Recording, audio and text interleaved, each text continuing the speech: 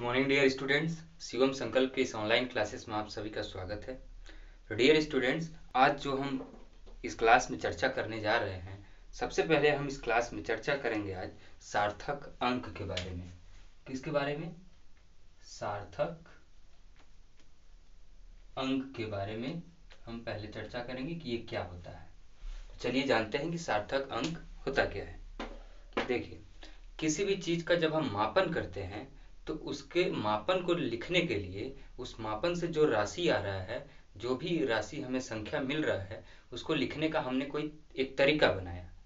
अब उस तरीके को फिजिक्स में यानी इस विज्ञान में जो तरीका है उसको हम बोलते हैं सार्थक अंक। तो आप देखिए, इसको हम समझते हैं कि आखिर सार्थक अंक कहेंगे किसको हम, ये होता क्या है। तो जैसे कि यदि मान लीजिए मैं आपसे कहूं कि यहाँ से मुंबई की दूरी कितनी है, तो आप कहेंगे, कोई कहेगा कि सर यहाँ से मुंबई की दूरी 2000 किलोमीटर है, ठीक। और किसी दूसरे बच्चे ने कहा कि सर ये 2300 किलोमीटर दूर है, और किसी ने कहा कि ये 350 किलोमीटर की दूरी पे है। तो यहाँ पे हम देख रहे हैं कि यहाँ पे हमें तीन राशियां मिल गई। एक 2000 किलोमीटर बता रहा है, जिसमें कितने का गैप है, टोटल 1000 का गैप है। 1000 के अंतराल पे वो बता रहा है। इसका मतलब ये जो 2000 है, ये ना तो ये 3000 है, ना ही 1000 है, ये कितना है, 2000 है। अब अगर इसी को एक किसी और ने बताया 2300, मतलब अब ये 2000 तो निश्चित है कि ये 2000 होगा ही होगा, लेकिन ये जो 300 है, यहाँ पे अब हमें कुछ अनिश्चित राशि है। ये हो सकता है ये कि ये 400 भी हो सकता है, या फिर अब 250 तो नहीं होगा, क्योंकि अगर 250 से कम होता तो यहाँ पे हम 300 लिखते ही नहीं, हम तब सीधे 2000 ही लिखते हैं। इसका मतलब ये 2050 से ज़्यादा ही होगा, और 400 भी हो सकता है। और लेकिन हमें इसका जो निश्चित राशि है ये हमें ज्ञात नहीं है। अब इसकी अगर बात करें तो यहाँ पे हम देख पा रहे हैं कि ये 2000 तो निश्चित है, 300 ये भी निश्चित है, लेकिन अब जो अनिश्चितता जो अनसर्टेन राशि है, जो अनिश्चित राशि है, ये क्या है, 50 है। हो सकता है ये 52 हो, 56 हो। अगर इसको हम मान लीजिए, अगर ऐसा कर दें 2 3 5 56, तब तो ये सारी राशियां कैसी हैं, निश्चित हैं। लेकिन अगर यहाँ पे हम जीरो लिख रहे हैं कि 2350 है, इसका मतलब ये 50 जो 50 है, हो सकता है ये 51 भी हो सकता है, 52 भी हो सकता है, ये हमें निश्चित नहीं है। तो कोई भी ऐसी राशि जिसमें कि एक निश्चित राशि हो और दूसरा एक अनिश्चित राशि हो, और इस निश्चित राशि को हम बोलते हैं विश्वसनीय अंक, और इस अनिश्चित राशि को यानी अनिश्चित अंक को हम बोलते हैं संदिग्ध अंक। तो ऐसा कोई भी राशि, कोई भी मापित मान जिसमें कि एक विश्वसनीय यानी निश्चित अंक हो और दूसरा एक संदिग्ध यानी अनिश्चित अंक हो, उसे हम कहते हैं सार्थक अंक। तो सार्थक अंक दो चीजों से मिलकर बनता है, एक तो विश्वसनीय अंक और दूसरा संदिग्ध अंक। अगर इन दोनों को मिला दिया जाए तो जो अंक मिलता है उसे हम कहते हैं सार्थक अंक। अगर मैं इसकी बात करूं तो देखिए, ये इसी को हम इंग्लिश में बोल देते हैं सिग्निफिकेंट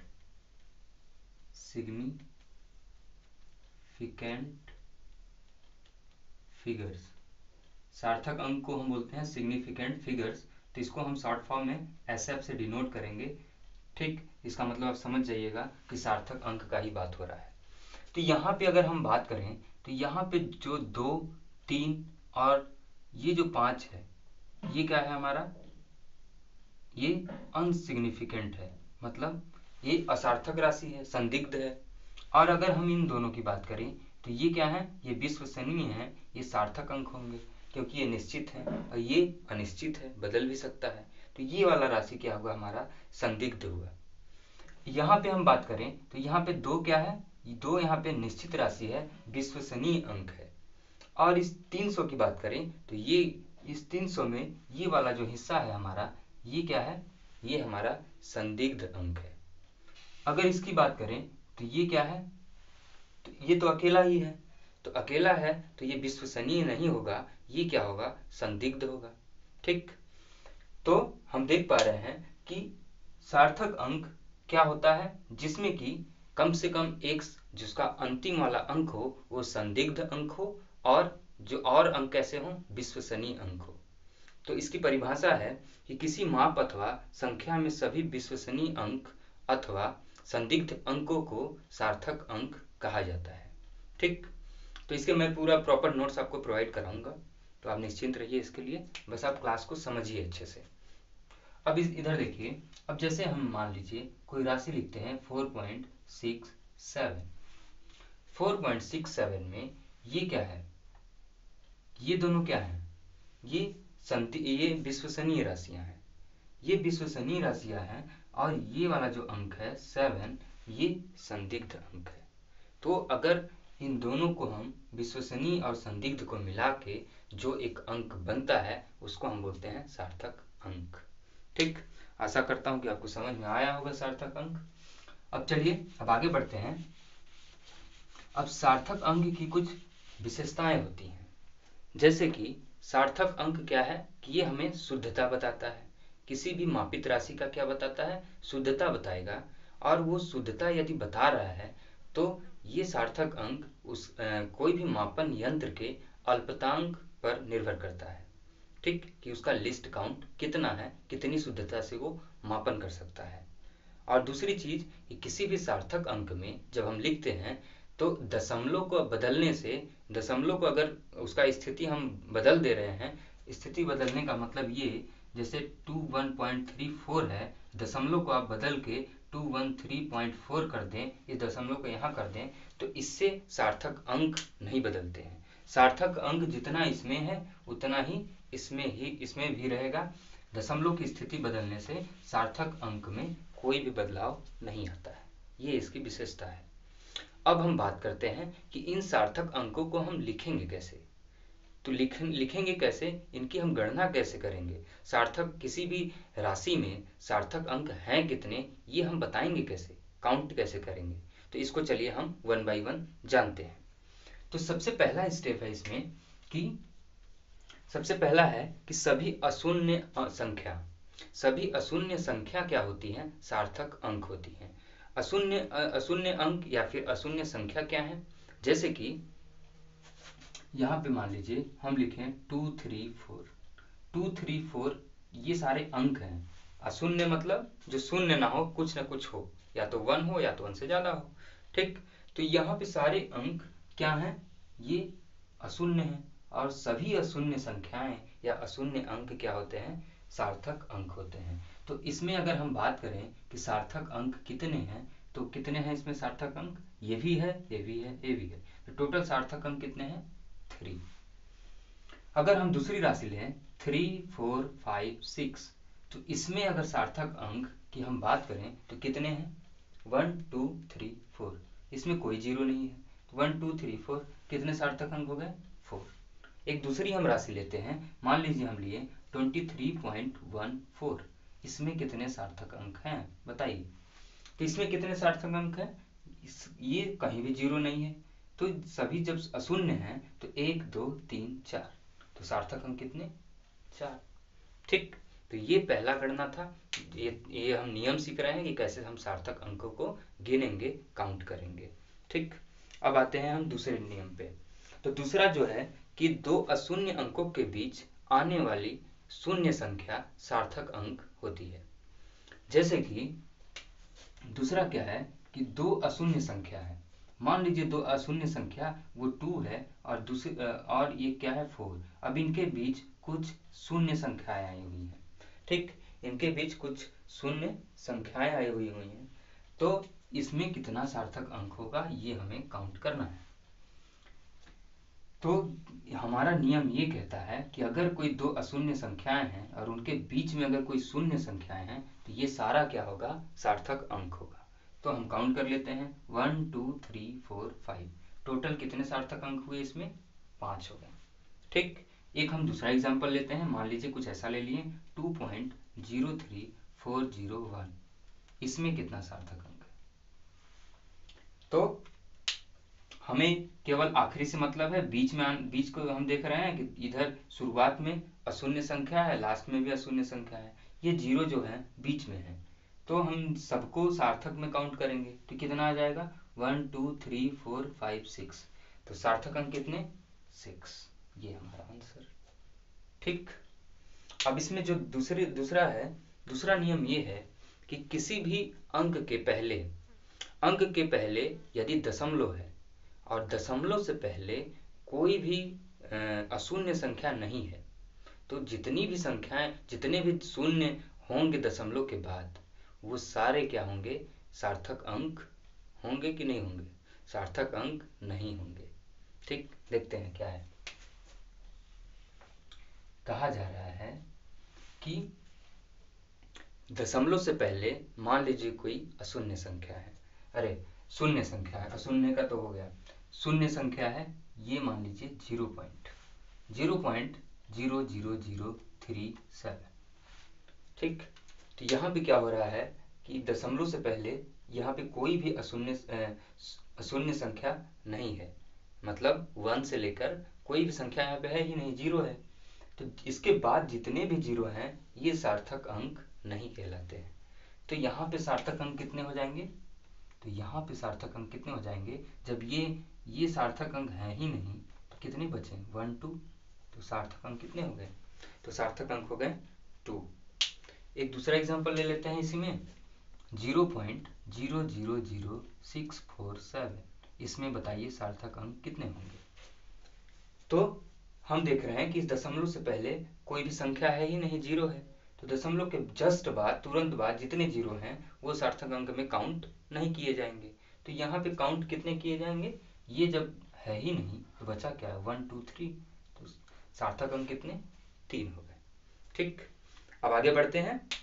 अगला ये है कि अगर मान लीजिए इसी में अब चौथा नियम ये है कि अगर मान लीजिए यहाँ पे दशमलव से जस्ट पहले कोई संख्या है, कोई अशून्य संख्या है, जैसे हम 2 ले लिए, अब इसके बाद अगर जीरो आ गया, यहाँ पे क्या हो रहा था दशमलव से पहले कोई भी संख्या नहीं था, कोई भी अंक नहीं था, जीरो ही था, लेकिन यहाँ पे दशमलव से पहले कोई संख्या या फिर कोई अंक आ जा रहा है और इसके बाद जितने जीरो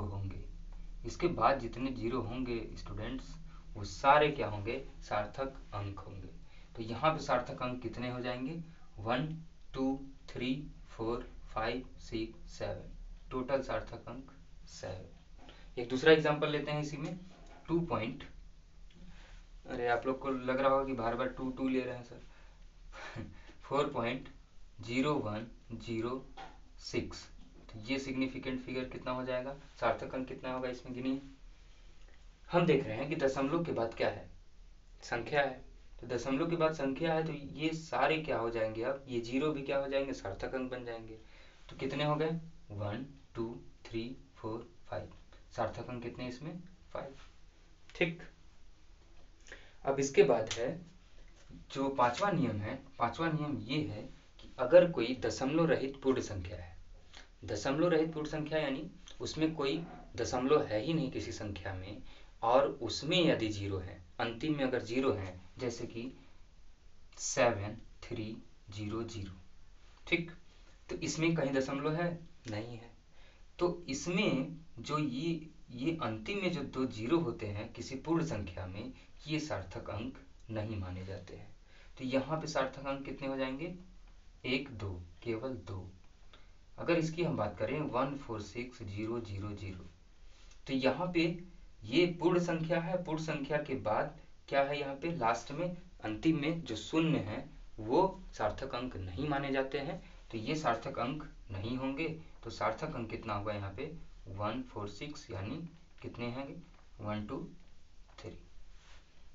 ये 5 नियम हो गए सार्थक अंक के। और एक आखिरी नियम ये है कि अगर कोई भी मापित मान के साथ यदि 10 की घात कोई गुणा हो रहा है, जैसे कि यहाँ पे देखिए 4.3 है, इसके साथ 10 की पावर यानी घात में कुछ चीज़ गुणा हो रहा है, तो ये 10 की जो घात है ये सार्थक अंक में नहीं गिना जाता है, तो और बाकी राशि सार्थक अंक कहलाएगी। तो यहाँ पे कितने सार्थक अंक हैं 1 2, तो ये आंसर कितना हो गया 2। कुछ भी 7.2 इंटू 10 की पावर अगर -4 है तो ये इसको सार्थक अंक नहीं मानेंगे। तो सार्थक अंक यहाँ पे फिर से कितने हैं 1 2, कितने 2। ये सारे नियम थे सार्थक अंक को गिनने के, ये एग्जाम में आते हैं। ठीक, तो इसको अब एक बार मैं दोबारा से पूरा समझा दे रहा हूँ ताकि आपको किसी भी बात की कंफ्यूजन ना रहे। समझिए, इसमें देखिए, इसमें ये बोला जा रहा है पहला नियम में कि कोई भी अशून्य संख्या है, तो कोई भी अगर कोई भी अशून्य संख्या है तो वो क्या होगा सार्थक अंक होगा। तो 2 3 4 में कितने 1 2 3, 1 2 3 4 तो 4, इसमें 1 2 3 4 तो 4।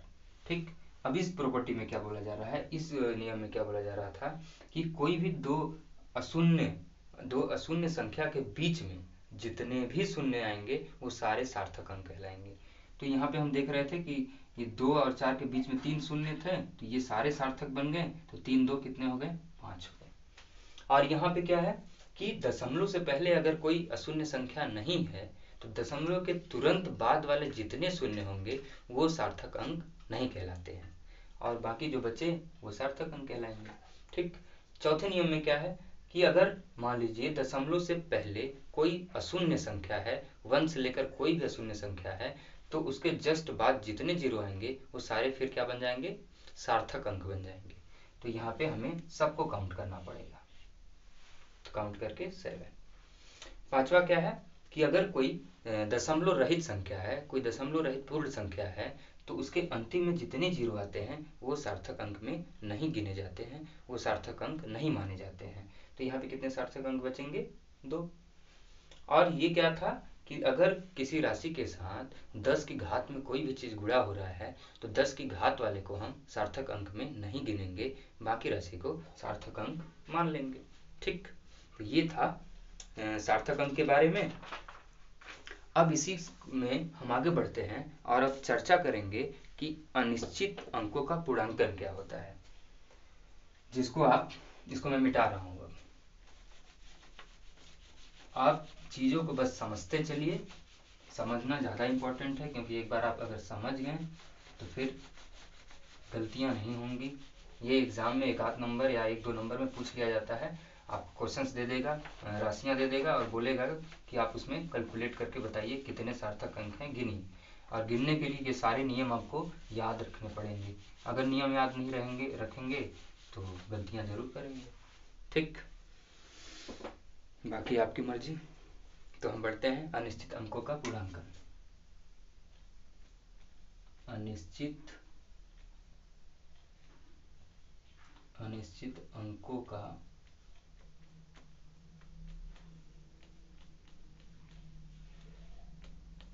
पूर्णांकन। अनिश्चित अंकों का पूर्णांकन यानी जिसको हम इंग्लिश में बोलते हैं राउंडिंग ऑफ नंबर्स। इसको आप क्लास 4 5 में भी पढ़े होंगे, राउंडिंग ऑफ नंबर्स। ये क्या होता है चलिए हम इसको जानते हैं। अनिश्चित अंकों का पूर्णांकन का मतलब क्या होता है कि इसका मतलब होता है कि जो अनिश्चित अंक हैं उनको निकालना, जो असार्थक अंक हैं उसको बाहर फेंकना, निकालना।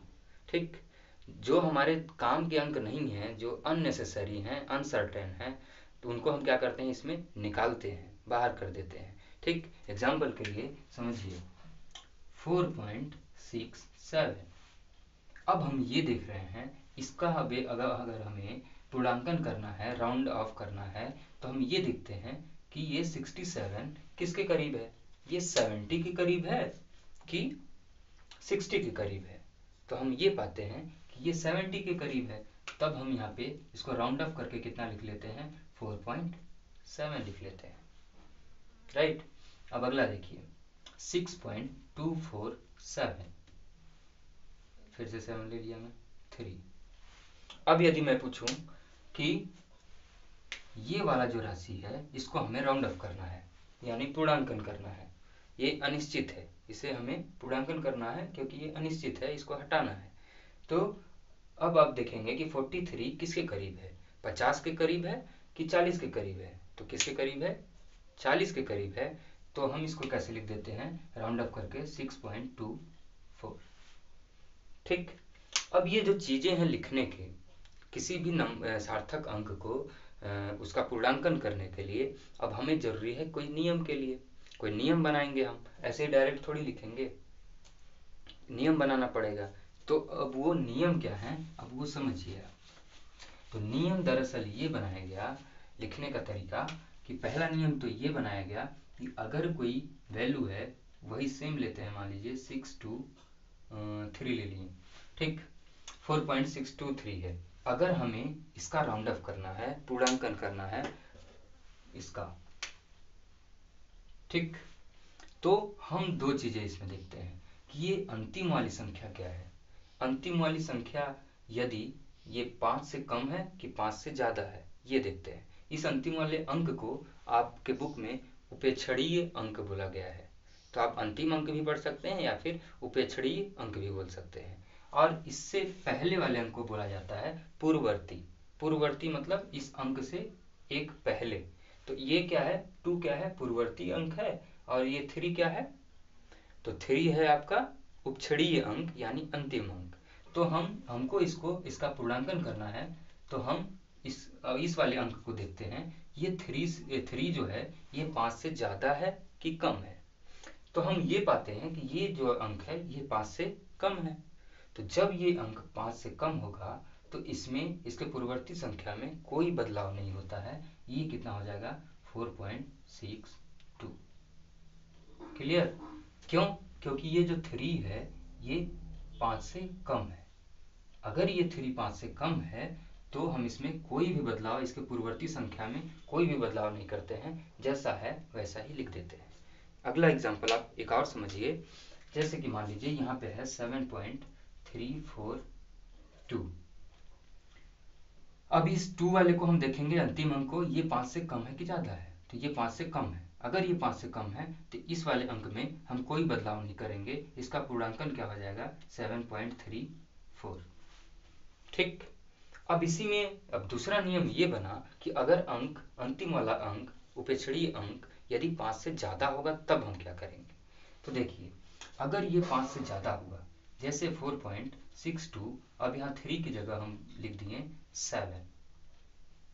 तो ये जो 7 है ये क्या है, ये 7 5 से ज्यादा है। तो जब ये 5 से ज्यादा होगा तो इस वाले संख्या में हम +1 कर देते हैं। इस पूर्ववर्ती संख्या में हमको +1 करना पड़ता है जब ये वाली संख्या क्या हो, 5 से ज्यादा हो। तो यह इसका पूर्णांकन कितना हो जाएगा, 4.6। अब इस 2 के जगह पे ये 5 से ज्यादा है तो हमें इसको जोड़ना पड़ेगा इसमें 1, तो ये हो जाएगा 3, 4.63।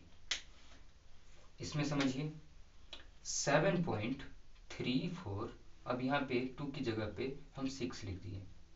वापस से देखिए, इसका अगर हमें पूर्णांकन करना है तो यहाँ पे 5 से कम था ये 2, तो हम कुछ बदलाव नहीं किए हैं इसके बगल वाले में।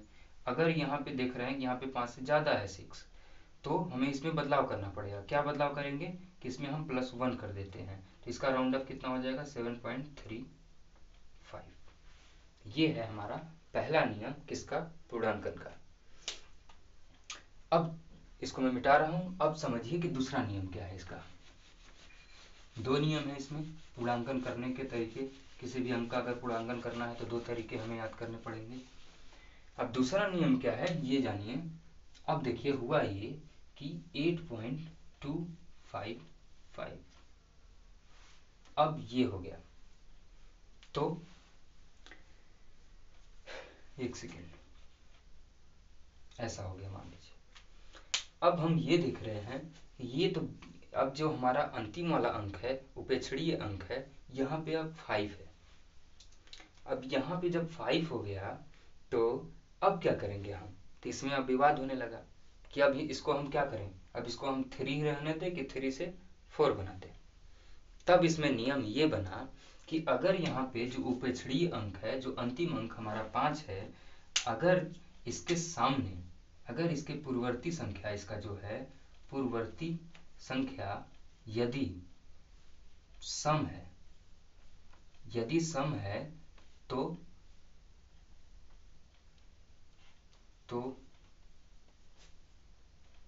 कुछ बदलाव नहीं होगा। और यदि पूर्ववर्ती संख्या यानी पूर्ववर्ती अंक, इसके 5 से पहले वाला अंक यदि विषम है, क्या है, विषम है। सम विषम आप जानते हैं, जो 2 से कट जाए वो सम, जो 2 से ना कटे वो विषम। तो जो अगर विषम है तो फिर हम पूर्ववर्ती संख्या में +1 कर देते हैं, ये नियम बना। ठीक, अब समझिए। तो यहाँ पे आप देखिए, इसका अगर हमें राउंड अप करना है तो क्या हो जाएगा, ये जो 5 है लास्ट में, अब उसके पहले क्या है, सम है कि विषम है, तो ये विषम है। अगर ये विषम हुआ तो हमें इसमें +1 करना पड़ेगा, क्योंकि हमारा एक नियम है। तो ये 8.24 हो गया। अब देखिए अगला एग्जांपल 2, यहाँ पे बोल देते हैं 5। इसको क्या करेंगे, 5 फिर से विषम है तो इसको हमें प्लस करना पड़ेगा 1, तो 8.26 इसका पूर्णांकन हो गया। और यदि ये सम हुआ, तो फिर हम क्या करेंगे, यदि यहाँ पे देखिए 5 से पहले यदि ये सम हो गया तो इसमें कोई भी बदलाव नहीं होगा, यही आंसर हो जाएगा 7.36। एक एग्जांपल और देखिए 1.248, अरे 5 की बात कर रहे थे ना, 5 से पहले यदि 4 है, 4 क्या है, सम है, तो सम है तो कुछ बदलाव नहीं होगा, तो 1.24 यही। और यदि यहाँ पे विषम आ गया तब हम इसमें 1 जोड़ देते हैं पूर्ववर्ती में। ये था अनिश्चित अंकों का पूर्णांकन, जिसमें हम क्या करते हैं, राउंडिंग ऑफ करते हैं। ठीक, अब इसी में आगे हम पढ़ते हैं कि कुछ संक्रियाएं दी हुई हैं सार्थक अंकों की, उसको भी हम जान लेते हैं कि वो क्या है।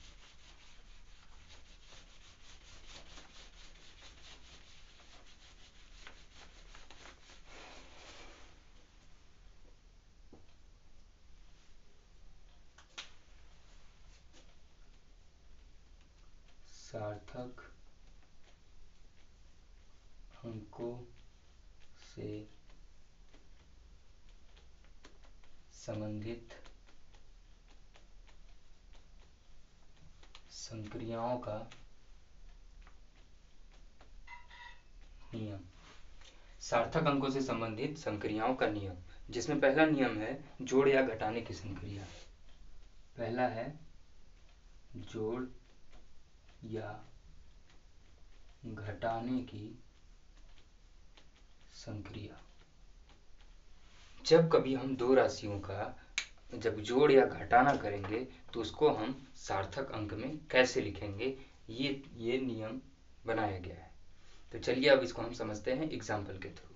अब देखिए मैं आपको एग्जाम्पल बताता हूँ 24.2। ठीक, अब इसमें मैं कुछ एग्जाम्पल आपके लिए बनाया हुआ हूँ, आप ऐड करिए 12.37, इसको आप प्लस कीजिए, एक राशि ये हुआ, एक राशि ये हुआ।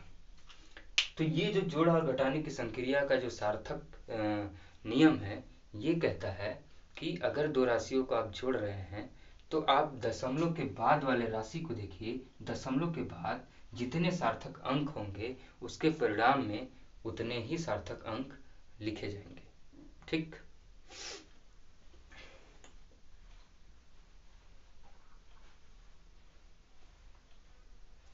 जिसमें कम होगा वही लिखा जाएगा। तो अब इसको आप प्लस कीजिए, ये कितना हो जाएगा, 7, 3 2 5, और ये दशमलव 4 2 6 2 1 3।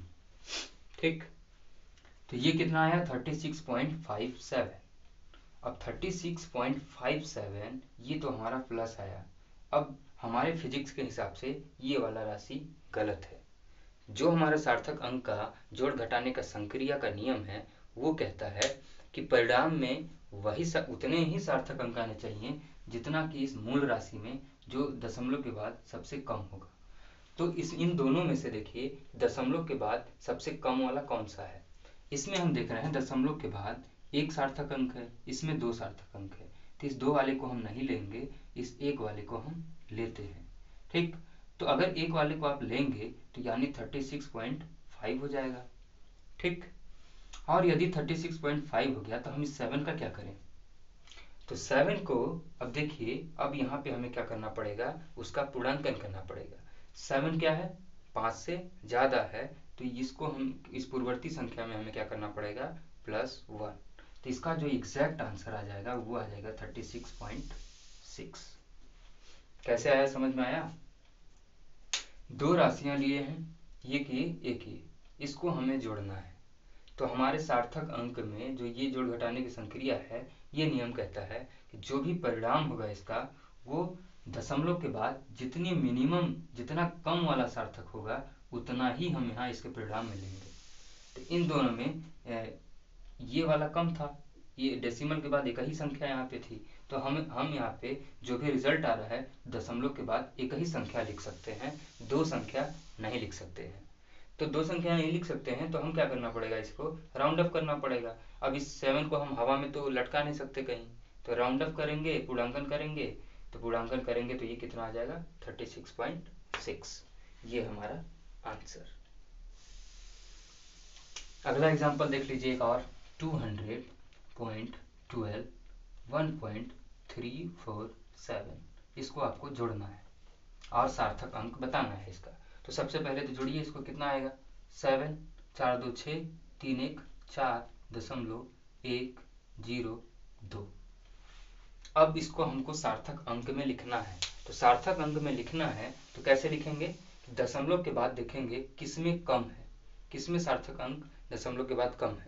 तो यहाँ देख रहे हैं कि यहाँ पे 1 2 3 है और यहाँ पे 1 2 है, तो हम 2 ही तक लिखेंगे डेसिमल के बाद इसके रिजल्ट में। ये वाला 3 तक नहीं लिखेंगे, हम कहाँ तक लिखेंगे, 2 तक।